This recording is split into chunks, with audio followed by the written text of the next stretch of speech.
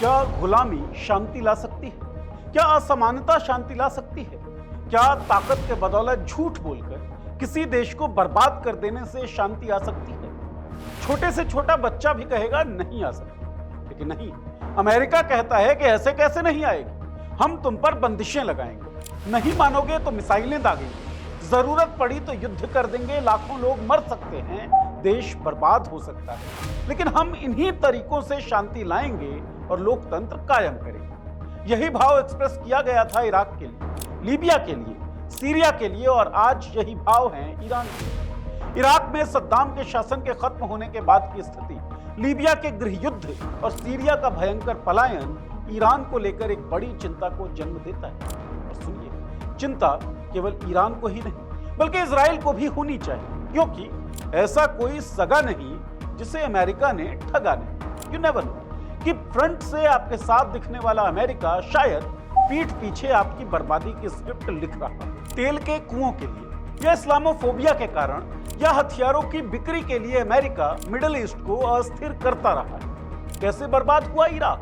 Iran और Iraq युद्ध में अमेरिका दोनों की मदद कैसे कर रहा था? इजराइल को अमेरिका से सावधान रहने की जरूरत क्यों है?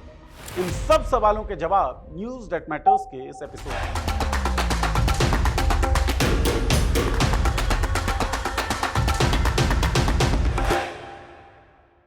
नमस्कार, मैं हूं नीरज और आप देख रहे हैं मॉलिटिक्स। इजराइल और ईरान के बीच चल रहे युद्ध में अमेरिका का शामिल होना मिडिल ईस्ट के लिए खतरे की घंटी है। अमेरिका के ट्रैक रिकॉर्ड के हिसाब से केवल ईरान ही नहीं बल्कि इजराइल को भी सतर्क रहना चाहिए। कारण कुछ घटनाओं के जरिए इस वीडियो में आपको समझाने की कोशिश करेंगे। साल 2003 अमेरिका ने इराक पर आरोप लगाए कि इराक के पास WMD यानी वेपन्स ऑफ मास डिस्ट्रक्शन है। CIA और ब्रिटिश इंटेलिजेंस एजेंसी MI6 के इनपुट्स मीडिया और घोषणाओं के जरिए दुनिया के सामने रखे गए। यहां तक कि अमेरिका के विदेश मंत्री कॉलिन पॉवेल ने UN के मंच पर खड़े होकर इराक के कथित हथियारों की तस्वीरें और ग्राफिक्स भी दिखा दिए और बताया कि सद्दाम हुसैन एक ऐसा तानाशाह है जो न्यूक्लियर और केमिकल हथियारों के जरिए दुनिया में शांति के लिए खतरा है। इसी आधार पर अमेरिका ने ब्रिटेन के साथ मिलकर इराक पर चढ़ाई कर दी। हालांकि अगले ही साल अमेरिका के सारे सबूत झूठे साबित हो गए। दरअसल 2004 में ड्वेल्फर रिपोर्ट आई, जिसे तैयार किया था CIA के पूर्व अधिकारी चार्ल्स ड्वेल्फर ने। इस रिपोर्ट में साफ लिखा था कि जब अमेरिका ने 2003 में इराक पर हमला किया तब वहां कोई भी खतरनाक हथियार नहीं थे, न केमिकल, न बायोलॉजिकल और न ही परमाणु बम बनाने का कोई एक्टिव प्रोग्राम चल रहा था। रिपोर्ट में बताया गया कि सद्दाम हुसैन ने 1990 के दशक में खारी युद्ध के बाद से ही ऐसे सारे प्रोग्राम्स बंद कर दिए थे। यानी अमेरिका ने जिस बुनियाद पर युद्ध शुरू किया वो बुनियाद ही फर्जी निकली। ऐसा लगा युद्ध की स्क्रिप्ट पहले ही तैयार की जा चुकी थी, बस दुनिया को यकीन दिलाने के लिए सबूतों का नाटक किया गया। बुनियाद भले ही फर्जी हो, लेकिन इस वक्त इराक अमेरिका के हमलों के बदले जवाबी कार्रवाई कर चुका था। यानी आगे अमेरिका को इराक पर हमला करने के लिए WMD होने के झूठ का सहारा लेने की जरूरत ही नहीं थी। अमेरिका ने अपने हमले जारी रखे और सद्दाम हुसैन को सत्ता से बाहर कर दिया। उन्हें पकड़कर कोर्ट के जरिए साल 2006 में फांसी दे दी गई। इसके बाद अमेरिका दावा करता रहा कि वो इराक में लोकतंत्र स्थापित कर रहा है, लेकिन हकीकत यह थी कि देश पूरी तरह अराजकता में डूब चुका था। इराक में सत्ता बदलने के बाद जो हालात पैदा हुए वो पहले से कहीं ज्यादा खतरनाक थे। इराक में पावर वैक्यूम बन गया और इस पावर वैक्यूम ने सीधा रास्ता बनाया ISIS जैसे आतंकी संगठनों के लिए। ISIS जैसे संगठन अपनी जड़ जमाने लगे। हालांकि इस समय अमेरिकी फौजें जमीन पर थी, लेकिन सिर्फ तेल के कुओं की निगरानी में। ऐसा लगने लगा कि यह सारा खेल सिर्फ तेल के लिए ही था। इस खेल में इराक पूरी तरह से बर्बाद हो चुका था। लैंसेट स्टडी 2006 के अनुसार इराक में साल 2003 से 2004 के बीच युद्ध और हिंसा की वजह से 1 लाख से ज्यादा आम नागरिक मारे गए। इसके अलावा लाखों लोग घायल हुए और करोड़ों इराकी पलायन के लिए मजबूर हो गए। 2011 में अमेरिका ने लीबिया में भी यही स्क्रिप्ट चलाई। कहा गया कि मोहम्मद गद्दाफी अपने ही लोगों पर जुल्म कर रहा है और उसे हटाना जरूरी है। अमेरिका और नाटो ने मिलकर गद्दाफी को खत्म कर दिया, लेकिन उसके बाद लीबिया पूरी तरह टूट गया। आज लीबिया एक नहीं, दो सरकारों में बटा हुआ है। वहां गृह युद्ध जारी है। मिलिशिया और हथियारबंद गिरोह आम लोगों की जिंदगी को नर्क बना चुके हैं।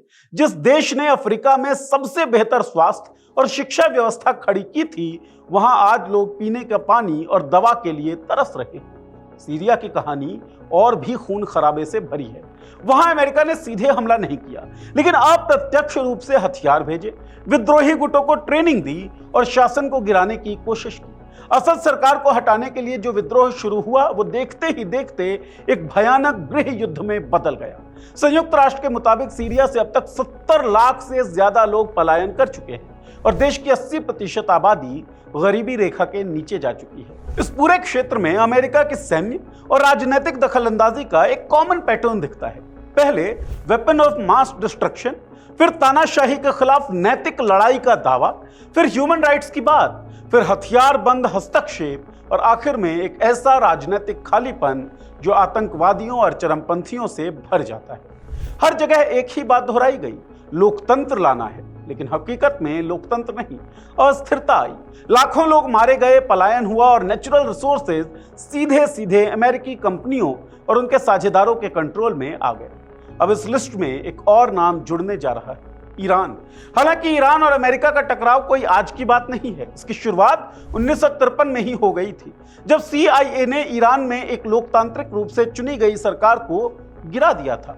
उस समय प्रधानमंत्री मोहम्मद मोसाद्देक ने ईरान के तेल संसाधनों का राष्ट्रीयकरण किया था, जिससे ब्रिटिश और अमेरिकी कंपनीज को बड़ा झटका लगा। जवाब में अमेरिका ने ब्रिटेन के साथ मिलकर ऑपरेशन एजेक्स चलाया और मोसाद्देक की सरकार को तख्ता पलट के जरिए गिरा दिया। उसके बाद ईरान में जो सरकार आई, वो शाह रजा पहलवी की तानाशाही थी, जिसे अमेरिका का पूरा समर्थन हासिल था। इसी तख्ता पलट को ईरान में अमेरिकी हस्तक्षेप की पहली सीढ़ी माना जाता है। लेकिन 1979 में इतिहास एक बार फिर पलट गया। ईरान में एक जन आंदोलन खड़ा हुआ, जिसमें लाखों लोगों ने शाह की तानाशाही के खिलाफ मोर्चा खोल दिया। इसकी अगुवाई कर रहे थे एक धर्मगुरु आयतुल्लाह रुहुल्लाह खोमैनी। शाह को देश छोड़ना पड़ा और खोमैनी की अगुवाई में ईरान इस्लामिक रिपब्लिक बना। ईरान अमेरिका के हाथ से निकल गया। 1979 के बाद से ही अमेरिका ने ईरान को घातक दुश्मन की तरह देखना शुरू किया। कुछ ही सालों में बदले की पहली झलक मिली जब 1980 में इराक ने ईरान पर हमला किया। इराक के पास अमेरिका की गुप्त सहमति थी और सद्दाम हुसैन को वॉशिंगटन से इंटेलिजेंस, सैटेलाइट तस्वीरें और केमिकल हथियारों की टेक्निक तक मिली। लेकिन यहां अमेरिका का मकसद सिर्फ ईरान को ही कमजोर करना नहीं था, बल्कि इराक भी इसी नीति के तहत आता था। इसकी परत खुली 1985 में ईरान कॉन्ट्रा अफेयर्स।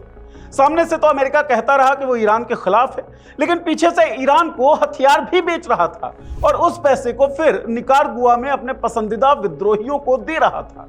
जब ये सारा खेल सामने आया तो अमेरिका पर सवाल उठे, जिसके बाद 90 के दशक में अमेरिका ने एक नई रणनीति अपनाई, ईरान और इराक को एक साथ कंट्रोल करने की नीति, जिसे कहा गया डुअल कंटेनमेंट। इसके बाद ही क्लिंटन प्रशासन ने एक एक करके हर उस सेक्टर को ब्लॉक करना शुरू किया जिससे ईरान सांस ले सके।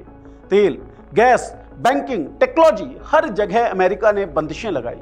1996 में ILSA कानून आया, जिसने न सिर्फ अमेरिकी कंपनियों को बल्कि यूरोपीय कंपनीज को भी धमकी दी कि अगर उन्होंने ईरान से कारोबार किया तो उन्हें भी सजा मिलेगी। फिर 2000 का दशक आया, जब 9/11 के बाद अमेरिका पूरे इस्लामिक वर्ल्ड को शक की नजर से देखने लगा। 2002 में जॉर्ज बुश ने अपने फेमस एक्सिस ऑफ इविल भाषण में ईरान को सीधे उन देशों की लिस्ट में डाल दिया जो दुनिया के लिए खतरा है। इस भाषण के बाद से ही अमेरिका में यह नैरेटिव तेज हुआ कि ईरान न्यूक्लियर बम बना रहा है। लेकिन इसी दौर में एक दिलचस्प मोड़ भी आया, जब 2003 में अमेरिका ने इराक पर हमला, जिसकी बात हमने वीडियो के शुरुआत में की थी। उस वक्त ईरान को लगा अगली बारी उसी की है और तभी ईरान ने अमेरिका को एक प्रस्ताव भेजा, जिसमें लिखा था वो अपने परमाणु कार्यक्रम पर बातचीत करने के लिए तैयार है। लेकिन अमेरिका ने इसे नजरअंदाज कर दिया और एक के बाद एक अंतर्राष्ट्रीय प्रतिबंध लगाने शुरू कर दिए।